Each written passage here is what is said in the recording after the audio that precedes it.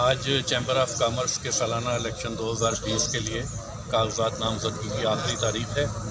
हमने अपने ग्रुप की तरफ से, फाउंडर ग्रुप की तरफ से जो कागजात जमा कराए हैं उसमें 7 कागजात हमने कॉर्पोरेट क्लास से कराए हैं, 6 हमने एसोसिएट से कराए हैं और 1 लेडी मेंबर के तौर पे कराया। तो ऑल टुगेदर हमने 14 कागजात आज जमा करा दिए हैं।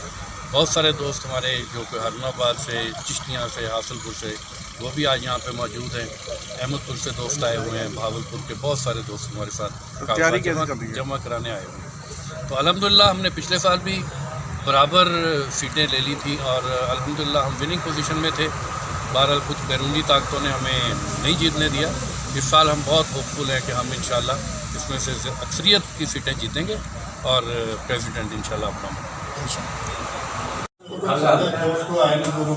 ठीक हो